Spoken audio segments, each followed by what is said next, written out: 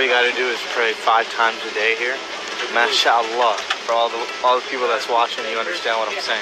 I read the Quran when I was 13 years old. I understand everything. How are you? Nice to meet you. How's everything? Good, good. No, we just had a few questions for you. We have like a big Canadian channel.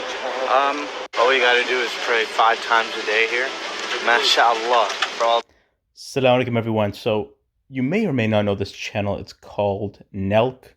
I came across it a couple of years ago when a Tim Hortons prank, which is a famous restaurant here in Canada, went viral. So they're known for some prank videos, and I was sharing the video with my team's members and colleagues at work.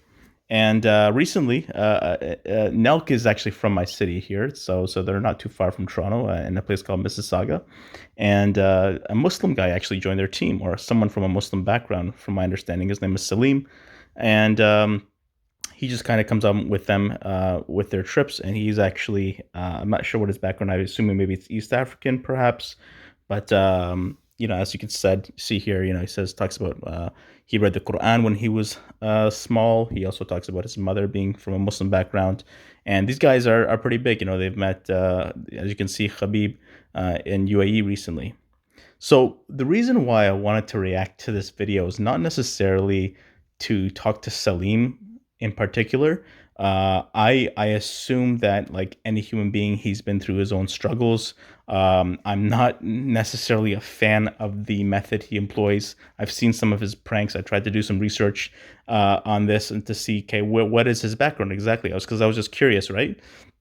And then I decided, you know what? Let me actually make a video just talking about the state of Islam and Muslim YouTube. Or just even Muslims from an Islamic background who end up going onto YouTube.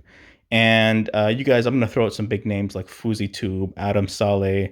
There's plenty of others. I can see you guys even probably know Nas Daily and his collaboration with Steve Harvey recently. So look, this is NELK here. These guys were on MTV. They're big pranksters. I think they have many million subscribers. I don't know exactly, but they're definitely huge, especially amongst the youth. And what's happening now, obviously I don't know what the background of the story. I'm assuming that the UAE government, with a lot of YouTubers like Logan Paul and KSI, they've been sponsoring them to come over here to help with the tourism industry, which, okay, is great, and obviously building relationships, which is obviously a plus. And then you have that famous YouTuber couple, Khalid and his wife, and so many different YouTubers from a Muslim background are getting involved, and people from a non-Muslim background are coming in and saying, hey, you know what, the Middle East is a great place to go, and it's a culture that we should build a better relationship with. That's essentially the messaging here. In the background, though,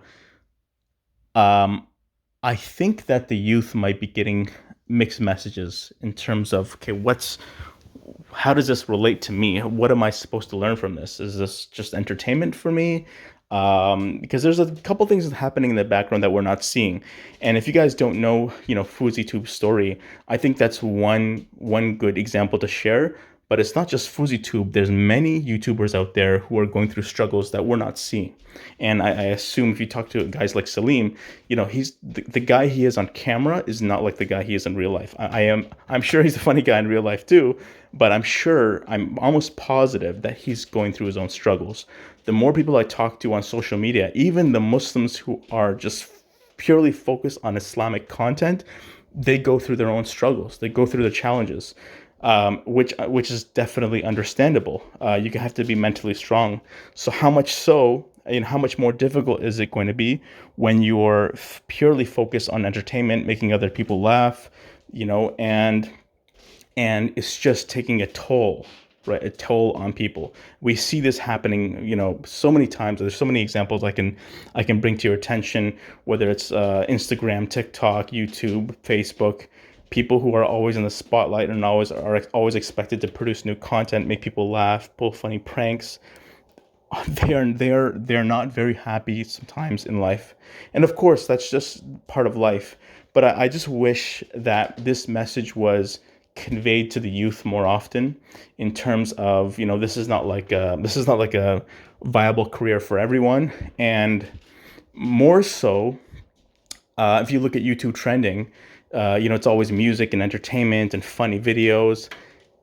That's not really what life is about. How much value do this kind of content provide to today's generation and to people in general?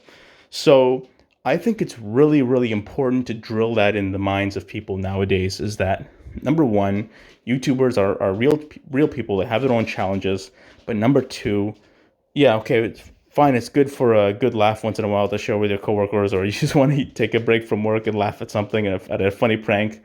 But at the same time, what I've seen is an evolution with these pranks. They're getting more graphic, more explicit, more detailed. They're losing their morals. And subhanAllah, it's interesting because I think the YouTubers are realizing it too. They're having to keep up with this competitive nature. They're having to appeal to their audience, and they find themselves, they're losing themselves. And we're also losing a piece of ourselves by consuming this content. So may Allah subhanahu wa ta'ala protect us, may Allah subhanahu wa ta'ala guide us.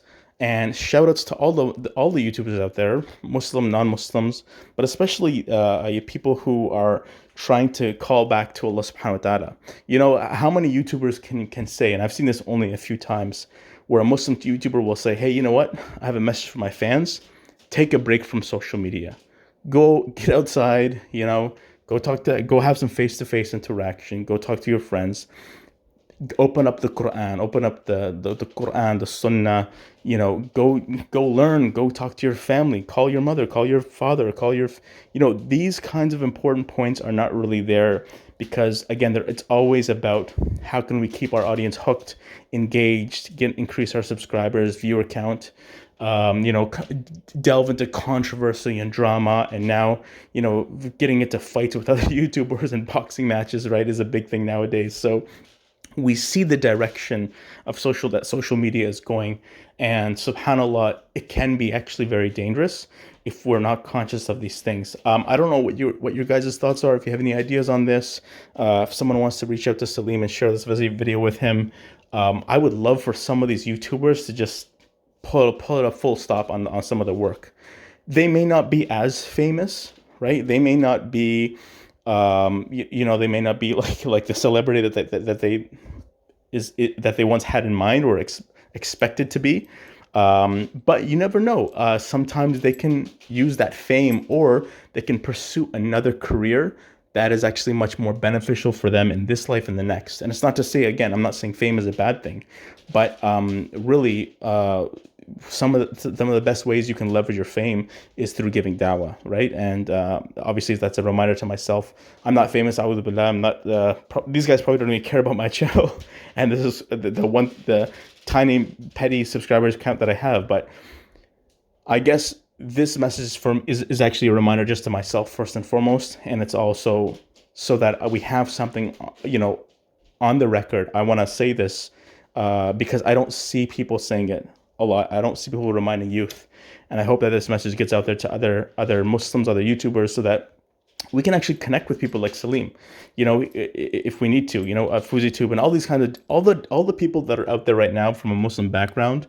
I think we need to either build relationships with them or put them into the right direction, or even create our own platforms where we're saying, hey, you know what, this entertainment stuff, prank stuff, drama, it's not for everybody, and it's very short term. It's not going to last a long time. So we need something more sustainable, especially for the mind, body, and soul, inshallah. I'm going to leave you guys with one ayah, since Salim mentioned the Quran here. Let me know what you guys think, inshallah, and just let's remind each other of the Quran and the words of Allah subhanahu wa ta'ala, inshallah, more often. I read the Quran when I was 13 years old. I understand everything. ولا تكونوا كالذين نسوا الله فأنساهم أنفسهم أولئك هم الفاسقون